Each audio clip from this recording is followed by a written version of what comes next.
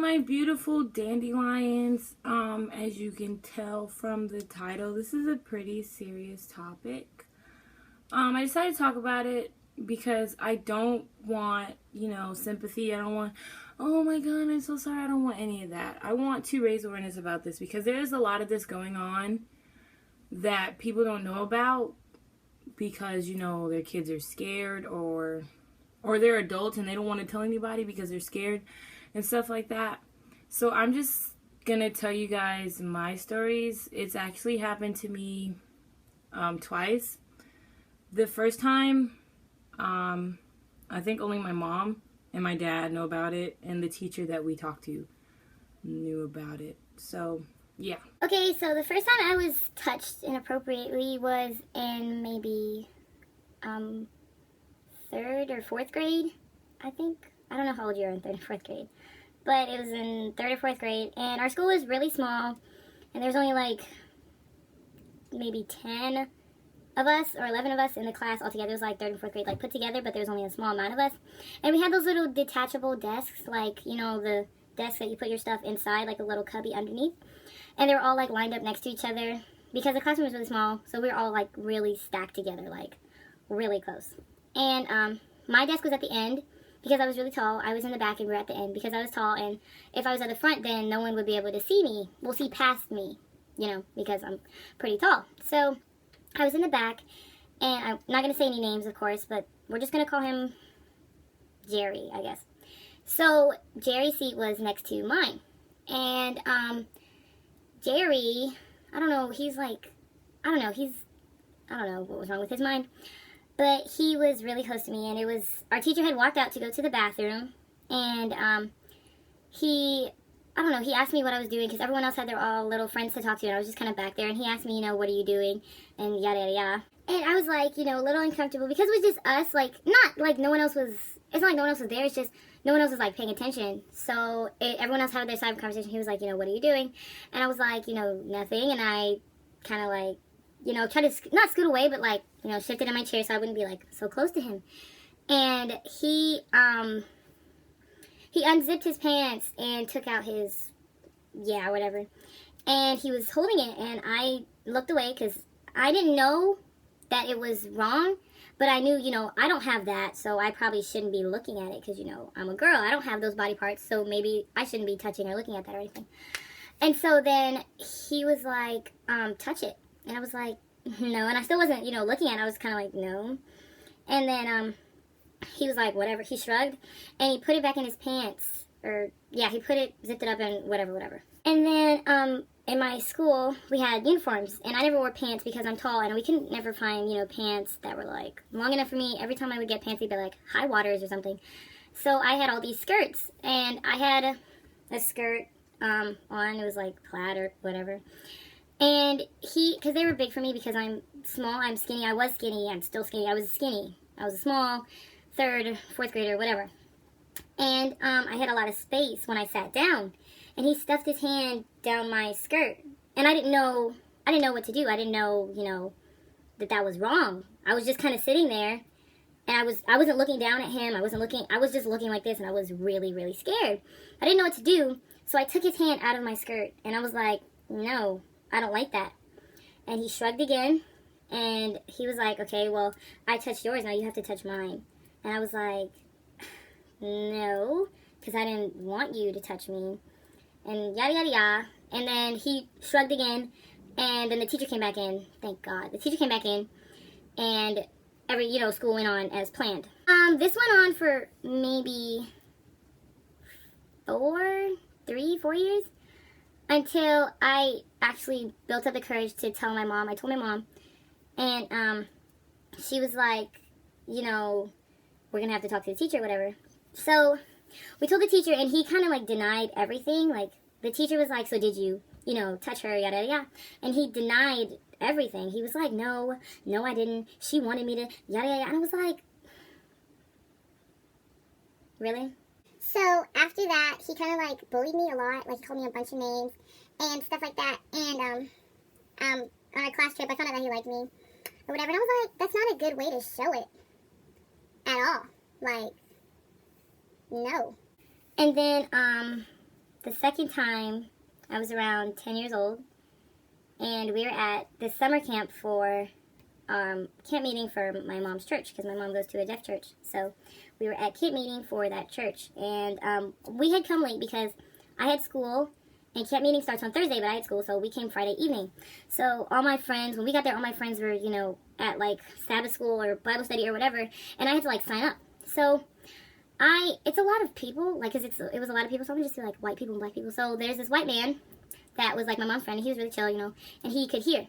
And so he was going to take me to, get signed in for all the little Bible studies and yada, yada, yada. And then this black man, he was like 70, tagged along with us, and he was deaf. So we walked into the gym.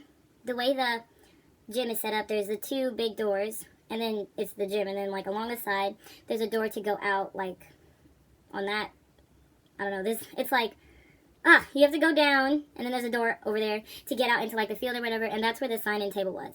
And so, we were walking, and the white guy had gone a little far, not a little, he was really far ahead.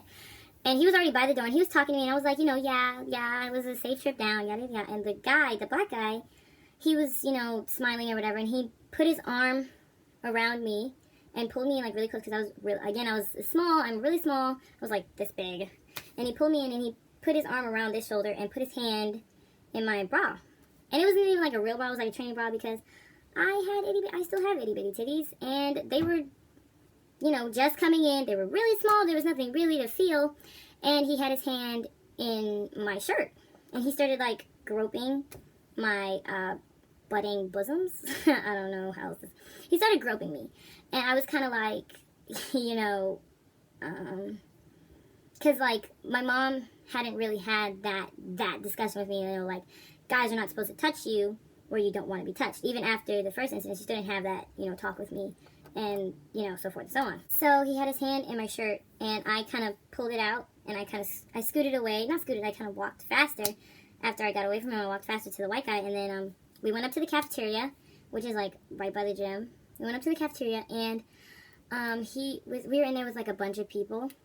And I was like, I went upstairs to my mom, because she had a little workshop up there she was doing, and I went upstairs.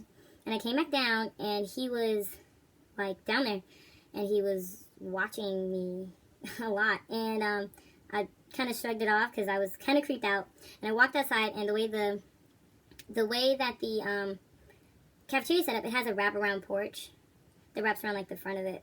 So I walked out, and I was gonna walk down the stairs on the side, and he came out, and he stopped me, and he grabbed me or whatever, and the space is not really that big, like between the wall and the balcony or whatever, so I had my back he pushed my back against the windows, and his back was against the railing, and I was kind of creeped out, but I didn't want to say anything, and he kept, eyeing me up and down, or whatever, and he touched he touched them again, one of them, I don't know, and he started to grope me again, and I slapped his hand away, and, I was like, no, I signed to him, I was like, no, and he slipped his hand into my pants or whatever, and I quickly took it out because I remembered, from before, that's not supposed to happen.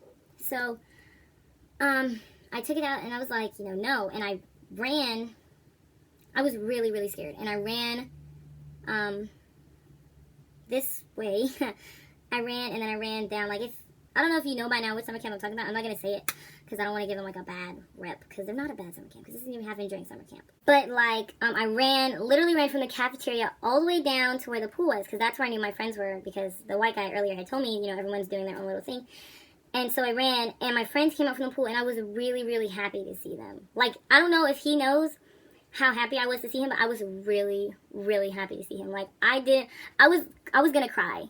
Because I felt like I couldn't get away from it. Like, he kept following me, and I was really scared. So that whole weekend, I kind of stayed up under my best friend and my parents. I didn't really, every time they'd be like, I'll be right back. I'm like, no, let me come with you. Because I was scared he was going to, find me and stuff like that. And I was really scared. Like, I didn't want to get found by him. And, I promised myself I wouldn't cry. And I really don't want to, because I'm not that emotional. Anymore, at least. But, so after that, I, didn't tell anybody what happened. I just didn't, because I felt like I felt like I was going to get in trouble. I felt like, you know, I was going to get yelled at, and I was going to get in trouble, and I was going to get grounded because I was being bad or whatever. And it was around 8th grade, I guess. I don't know if any of these numbers add up. I'm sorry, they're not accurate, okay? But I know in 8th grade, I told my friend what happened, and he was like, you need to tell your parents. And I was like, no, you don't know my parents. He was like, you need to tell your parents. And I kind of contemplated it, but I pushed it aside because I knew I wasn't going to tell my parents because I knew I was going to get in trouble. I just knew it. I knew it in the back of my head that they were going to start yelling at me. And I went home that day, and he called me, and he was like, did you tell your parents? I was like, no, I'm not going to tell them. He was like, you need to tell your parents. And as soon as I hung up the phone, my mom came upstairs. And I was like, Mom, and I kind of sat there trying to, you know, figure out how to say it to her. And I told her, you know, the whole situation, and she hugged me. I guess she was sympathetic because I found out later that something similar happened to her when she was younger, so she was, you know, really sensitive about it. But then when we told my dad started yelling at me, like right off the bat, just started yelling at me. And I thought, like, after that, I didn't want to tell him. I still don't tell my parents anything, but I didn't want to say anything to him because after that, I really did feel like it was my fault. Because he kept yelling at me. He kept, you know, oh my God, why don't you, yeah. And I was like, I was sitting there crying while he was yelling at me. Because I was like, you know, why are you yelling at me? Because I knew that I was going to get in trouble. I knew that somebody was going to yell at me for not, you know, telling them what happened and yada and stuff like that. So that's why I didn't want to, you know, say anything. And a couple, like last year when I first went to therapy, my therapist was like, oh, you should get this off your chest. You should tell people who are not going to yell at you. So I told a group of my friends, you know, the second situation. I haven't really told anybody the first situation, but I told my friends the second situation.